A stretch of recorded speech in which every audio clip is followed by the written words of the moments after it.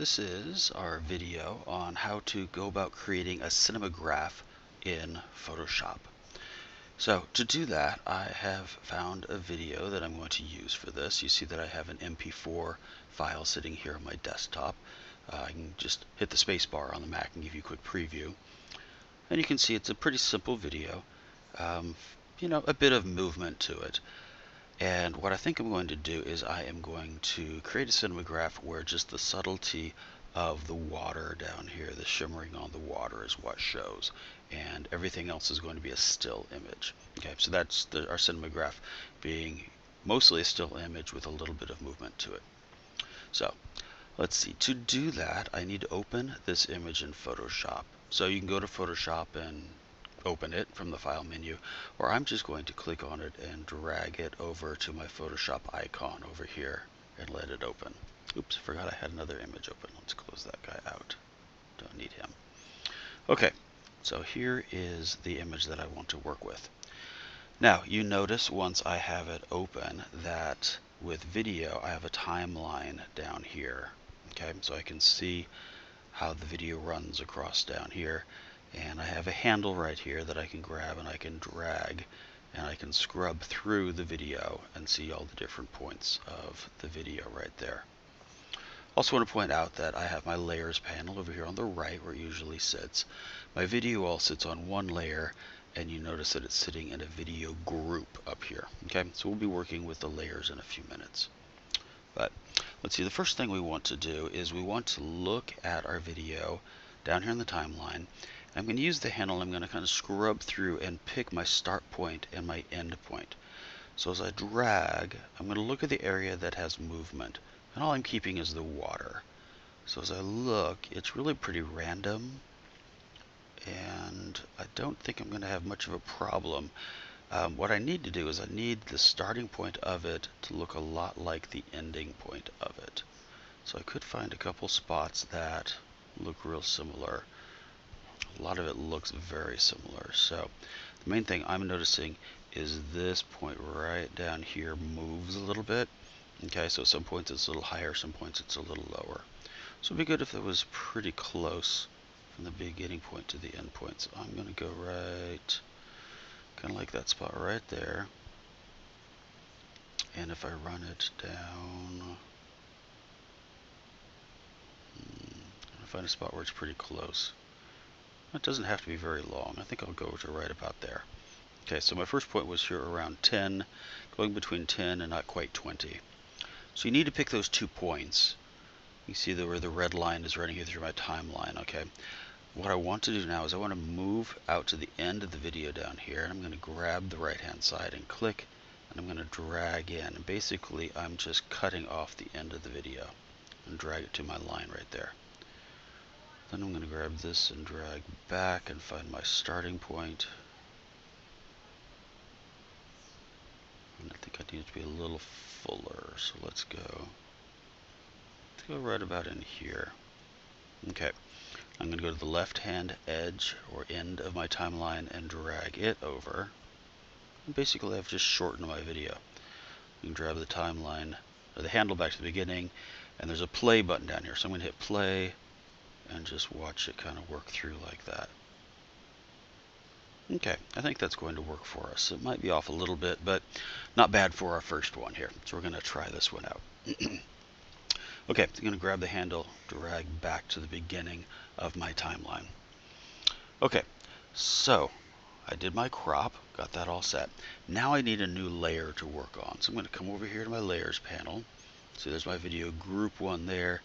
And I'm going to create a new layer. So down here on the bottom, you can find the icon that looks like a page icon with the corner bent up. Click on that. It gave me a new layer.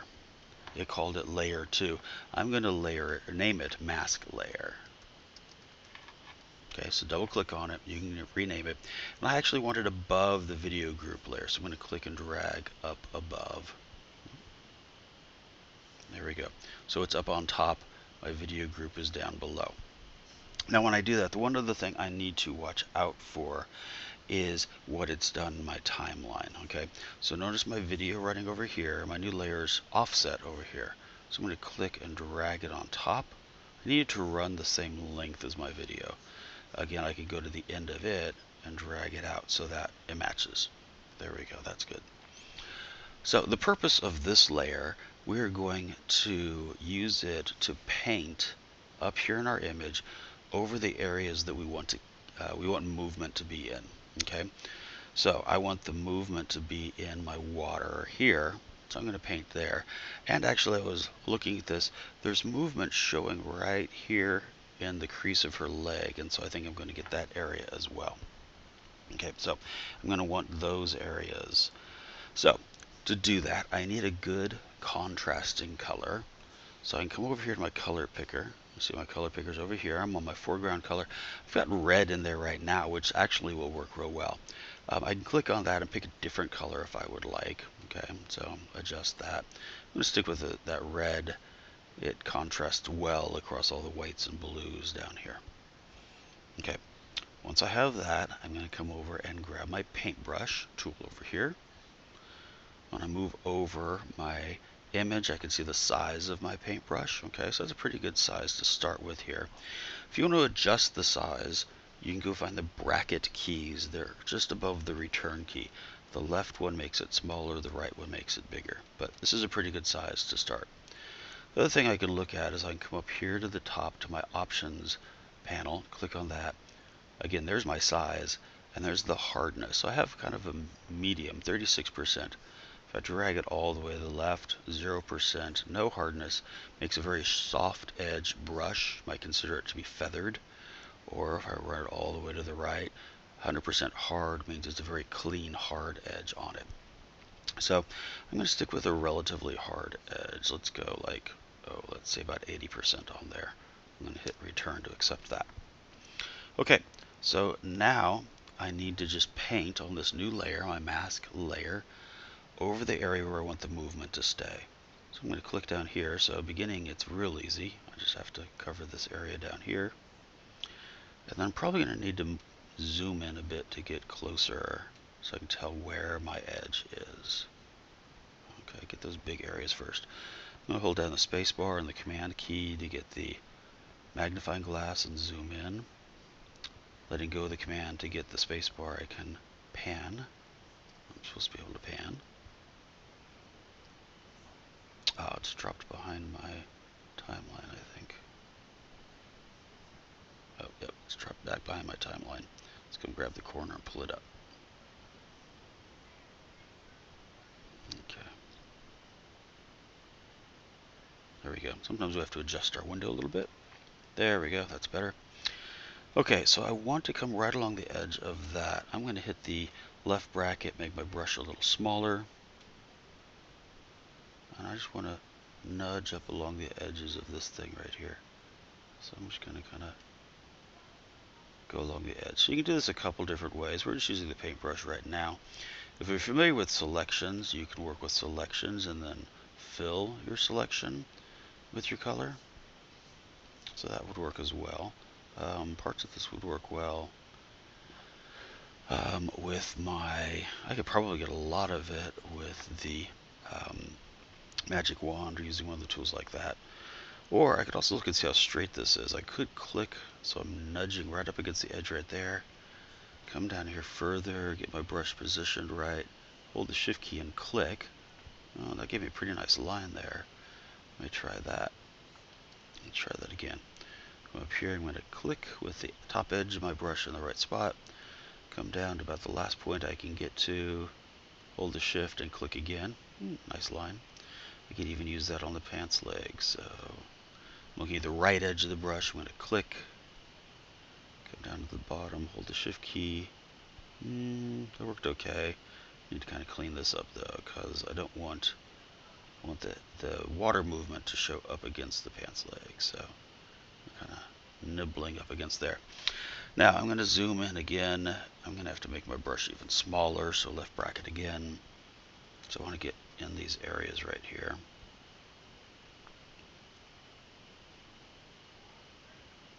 And I'm just going to resort to actually painting some parts of this right here. Try and get a good bit. A little smaller again. I got to get this corner right here. Be pretty good detail if I can get that there. Okay, it's looking pretty good there. Let's pan over here and find this. Let's see where, oh, I've messed it up again. One more time I need to adjust my window. Okay, there we go. I need this little area right down here. So, I'll adjust my brush and kind of just run right along the edge of the pants leg.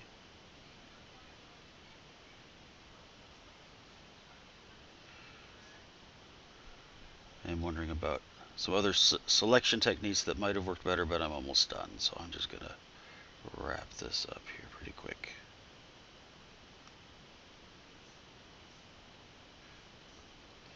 And I think this is going to be actually kind of an important detail because you do see movement under here. A little tiny brush to get in that corner. And make it bigger again so I can do this area nice and quick. So it doesn't have to be exact. I just accidentally scrolled. But, you know, some precision I think will help on here. Get the rest of this painted in. There we go. Okay, so now I have it painted in the areas where I want to keep the movement. So I've got that part all set. Okay, I'm going to go back over to my layers panel over here, and I'm going to turn off the visibility on my mask layer. So look for the eye icon on the left and click on that. Turn that one off real quick. And now I need to create a new layer above that. So with that layer selected, again, I'm going to come down and click on the icon to create a new layer. I have a new layer up above.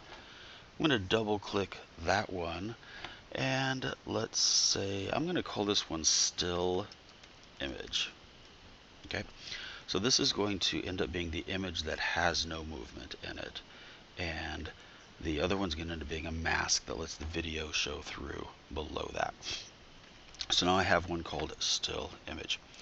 Okay, so once again, I need to come down and look at my timeline, making sure that my handle is on the far left. Again, looking at my layers here, my still image one didn't match the length, so I'm going to drag it out. Okay, so all three of them the exact same length now. That works well for me. And with my handle all the way off on the left, making sure I'm on the still image layer, I basically need a copy of this frame, which is the beginning of my timeline. I need a copy of it on the still image layer. So to get that, hold down the Shift key, the Option, and the Command. Okay, Shift, Option, Command, and press E. And then you'll see that I ended up with a copy. If you look over here in layers, you can see there's a still copy there. I need to go adjust the length of my still image in timeline again. So I've got that fixed. It's shifted on me there. Okay, we're getting close. Now we need to take advantage of this mask layer over here. So look for the preview icon to the left of the name mask layer. Hold down the Command key. Hover over that one. You notice that your icon changes. It adds a little dashed box there. And I click on that one. And you see what it did on my image was it made a selection. You see the marching ants here. It made a selection of the area that I want to keep the movement for. Okay, so I get that in there. And so that selected my painted area. Now, making sure I'm on the still image layer over here, I now need to create a mask layer. Okay, so again, come down to the icons down here at the bottom and find this box. It's a white box with a black circle in it. See, I'm hovering over it. It says Add Mask Layer, and click on that. And you see on my still image layer, I now have a mask right there. Okay, so that is what's going to mask out the other areas. So what I can do now is I can go test. I can come down to the timeline and I can hit the play button. We're actually going to see the opposite of what I want. When I hit the play button, you see that the rest of my image has movement. So you see her hair moving, okay, but not the water. which is another approach we could go. We could have chosen to do this. I clipped it in such a way that there's no other movement here. The sky doesn't move. I just saw her hand move a little bit. She's probably about to take a drink of the coffee. So we're almost there. This is the opposite of what we want.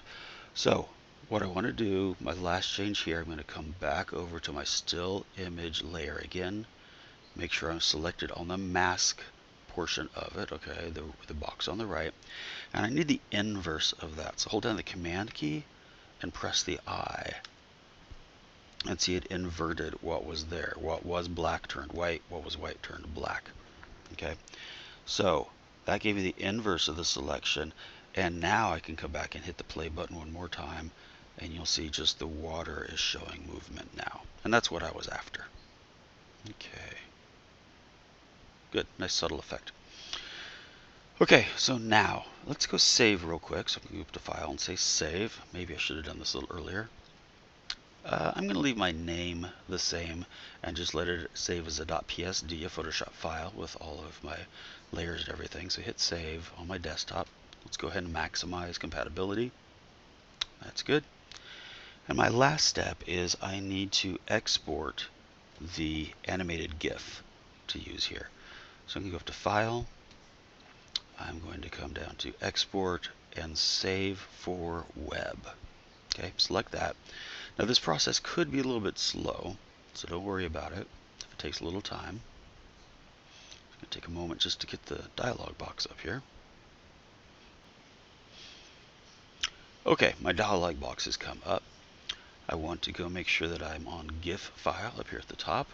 Okay. Let's see, transparency. I'm not using any transparency. I can turn that off if I would like. No problem right there. Wait for a moment again. Next thing I'm going to look at is the image size down here. So this one's really big. I am 2560 pixels wide. So I would stop and take a look at how big your image is and make any adjustment to it. I'm thinking 1000 pixels at the most. Let's go 1080. Okay, and it shows me that's 42% of the original. So let's do that. I'm going to do 1080 pixels wide. And then right here, looping options, I want it to loop forever, which means it'll just keep the movement going on the water. And then I'm going to come down to save. Wait again for a moment.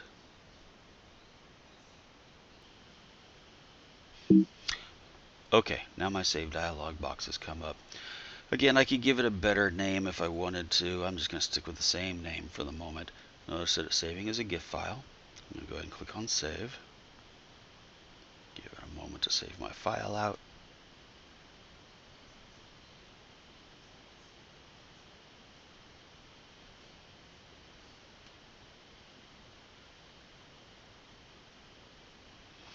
And now I'm going to go hide Photoshop. And there's my GIF file right there. I can always select it and click on the space bar, get the preview. Okay, so I have the movement of the water. You can even see the waves between in the crease of her leg right there. And not bad. If I really pay attention to this, there's a little jump right there. This one I think is looking pretty good. I'm looking for a jump when it switches. Yep, there was a little jump right there. So I could have worked with my beginning and ending point a little bit better. But that's the way that I go about creating a cinemagraph as an animated GIF.